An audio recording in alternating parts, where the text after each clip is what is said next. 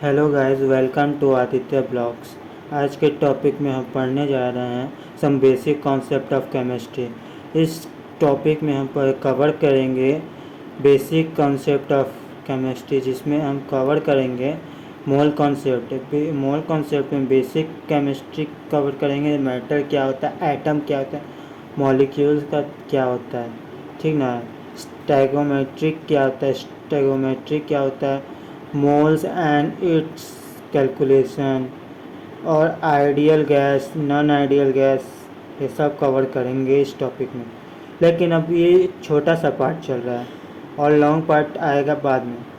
तो matter matter इसमें लिखा हुआ है matter and it's classification. Matter क्या है? Matter anything which occupy space and having mass. यानी कि कहने का मतलब कि मैटर वो चीज़ होता है जिसमें स्पेस होता है और उसका मास होता है, खुद का मास होता है, ठीक ना। उसे हम लोग कहते हैं क्या? मैटर, ठीक ना। अब मैटर को दो दो भागों में बांटा गया है, वो फिजिकल क्लासिफिकेशन में, एक वो केमिकल क्लासिफिकेशन में। फिजिकल क्लासिफिकेशन में हम लोग पढ़ते हैं तीन तरह का: सॉलिड, लिक्विड एंड गैसेस, ठीक ना। और केमिकल क्लासिफिकेशन में हम लोग पढ़ेंगे pure substance, mixture, element, compound, homogeneous mixture, heterogeneous mixture. तो इसमें होगा कि state of matter, intermolecular force, यानी कि जो स्टेट ऑफ मैटर होता है किसी भी सब्सटेंस का, उसका इंटरमोलिकुलर फोर्स भी होता है इसमें। Keeps that constitute particle together, जो पार्टिकल होता है कॉन्स्टिट्यूट पार्टिकल टुगेदर रखता है। Force of attraction between constitute particle, जो फोर्स ऑफ अट्रैक्शन होता है वो कांस्टेंट होता है पार्टिकल का।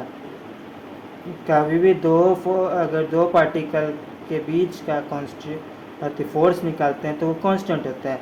और ईएमएफ हाई होता है, यानी इंटरमोलिकुलर डिस्टेंस होता है, जो चाहे फोर्स होता है वो हाई होता है, सॉलिड में, लिक्विड में और गैस में। तो थर्मल एनर्जी क्या होता है? It is defined as the energy due to the motion of constituent particle in matter. जो इसमें कहने का मतलब ये डिफाइन कर रहा है, ये समझाना चाह रहा है कि एनर्जी जो मोशन में लगता है वो कांस्टेंट पार्टिकल होता है मैटर में, ठीक ना।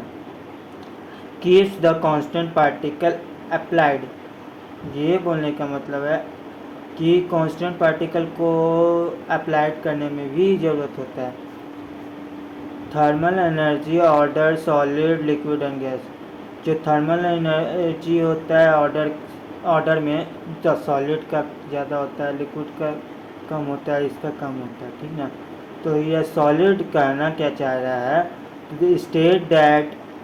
State that of matter in which EMF is greater than thermal energy.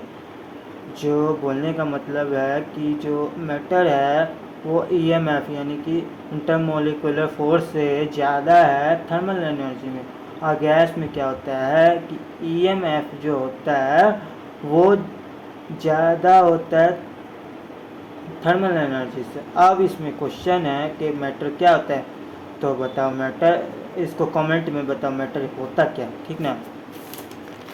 अब फिर आप लोग पढ़ेंगे इसमें कि which state has maximum intermolecular force.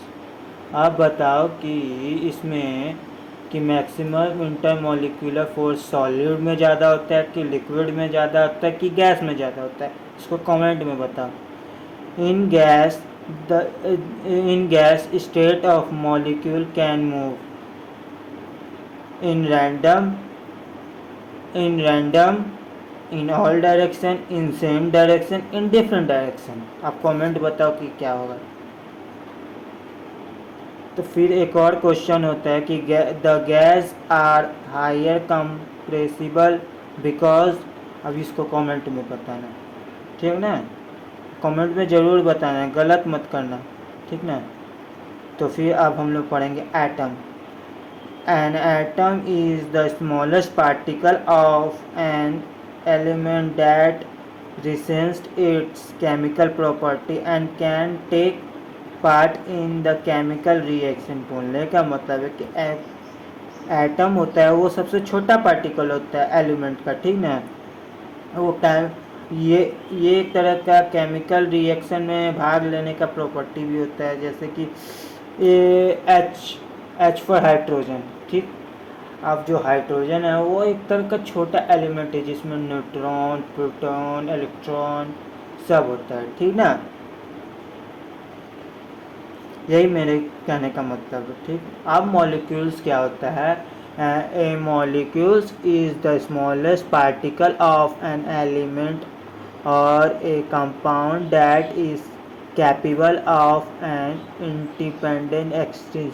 यानी कि कहने का मतलब इधर हो रहा है कि एलिमेंट दो एटम से मिलकर बनता है। जैसे हाइड्रोजन ले लिए तो हाइड्रोजन का दो हाइड्रोजन लेंगे तो H2 हो जाएगा, फिर ऑक्सीजन लेंगे तो O2 हो जाएगा, फिर नाइट्रोजन लेंगे तो N2 हो जाएगा, यही सब, ठीक। अब मॉलिक्यूल भी दो प्रकार के होते हैं, एक होमो एटॉमिक, एक हेट्रो एटॉमिक। तो होमो एटॉमिक में जो होता है सेम तरह का एटम होता है, जैसे N2, O2, H2, SO2। इसमें जो हेट्रो एटॉमिक में होता है वो डिफरेंट तरह का एटम होता है, जैसे NO2, O2, S8, P4 etc। ठीक ना। आज के लिए इतना ही। अब अगले क्लास में हम लोग पढ़ेंगे एटॉमिसिटी और उसके आगे, ठीक ना। Thank you very much. Please subscribe this channel Aditya blogs. Thank